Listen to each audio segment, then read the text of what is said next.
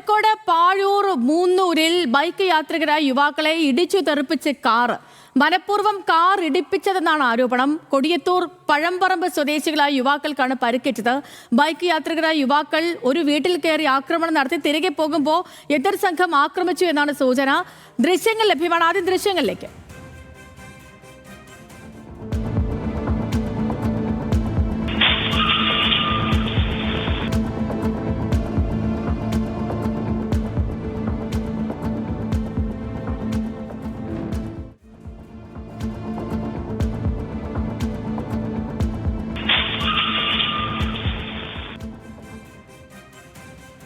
Benson, ഇപ്പോൾ ദൃശ്യങ്ങളിൽ നിന്നും വ്യക്തമാകുന്നത് ബൈക്കിൽ രണ്ടുപേരുണ്ട്. ആ രണ്ടുപേരിൽ ഈ ബൈക്ക് റോഡിൽ നിർത്തി ഒരാൾ ഇറങ്ങാൻ ശ്രമിക്കുമ്പോൾ അയാളുടെ കയ്യിൽ വാളാണെന്ന് തോന്നുന്നു ഉള്ളത്. മറ്റൊരു കാർ വന്ന് ഇവരെ ഇടിച്ചു തെറിപ്പിക്കുന്നുണ്ട്. ഇതെന്താണ് യഥാർത്ഥ സംഭവം? എന്താണ്?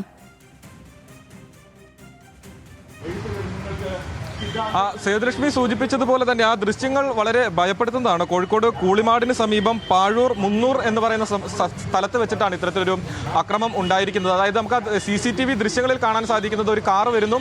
ആ കാറിന് മുൻപിലേക്ക് ഒരു ബൈക്കിലെത്തുന്ന രണ്ട് യുവാക്കൾ, അതിൽ ഒരാളുടെ കയ്യിൽ വടിയോ അല്ലെങ്കിൽ നേരത്തെ സൂചിപ്പിച്ചതുപോലെ വാള, അതിന് സമാനമായിട്ടുള്ള രീതിയിൽ എന്തോ ഒരു ആയുധവുമുണ്ട്. അവർ ആ ബൈക്കിൽ നിന്നും ഇറങ്ങി ആ കാറ് തടയാനുള്ള ശ്രമമാണ് നടത്തുന്നത്. പക്ഷേ ആ വേഗതയിലെത്തുന്ന കാറും ഇരുവരെയും ഇടിച്ചു തെറിപ്പിക്കുന്നതാണ് നമുക്ക് ആ ദൃശ്യങ്ങളിൽ കാണാൻ സാധിക്കുന്നത്. എന്താണ് ഇവർ തമ്മിലുള്ള ഈ ഒരു സംഭവത്തിന്റെ കാരണം എന്നതിനെ പറ്റി ഒരു വ്യക്തത ഇതുവരെയും വന്നിട്ടില്ല.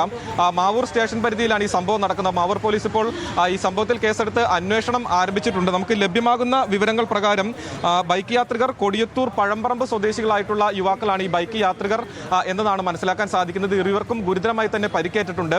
ഇരുവരെയും മുക്കത്തെ സ്വകാര്യ ആശുപത്രിയിൽ പ്രവേശിപ്പിച്ചിരിക്കുകയാണ്. ഇവരിൽ നിന്നും മൊഴിയെടുത്താൽ മാത്രമേ എന്താണ് ഈ സംഭവത്തിന്റെ യഥാർത്ഥ കാരണം എന്നതിലൊരു വ്യക്തത വരികയുള്ളൂ. ലഭിക്കുന്ന വിവരങ്ങൾ പ്രകാരം ഈ കാറ് തടയാനുള്ള ശ്രമമാണ് യുവാക്കൾ നടത്തിയത് എന്നതാണ് പ്രദേശവാസികൾ, അതായത് ദൃക്സാക്ഷികളായിട്ടുള്ള ആളുകൾ പറയുന്നത്. ഈ യുവാക്കൾ എത്തി കാറ് തടയാനുള്ള ശ്രമം നടത്തുകയായിരുന്നു. പക്ഷേ കാറ് അമിത വേഗത്തിൽ വന്ന് ഇരു യുവാക്കളെയും ഇടിച്ച് തെറിപ്പിച്ച് പോവുകയായിരുന്നു. ആ കാറ് നിർത്താതെ തന്നെ പോയി എന്നതാണ് ദൃക്സാക്ഷികളായിട്ടുള്ള ആളുകൾ പറയുന്നത്.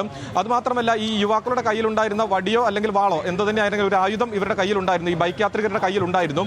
പക്ഷേ അത് കണ്ടെത്താനും അവിടെ പ്രദേശവാസികളായിട്ടുള്ള ആളുകൾക്ക് സാധിച്ചിട്ടില്ല.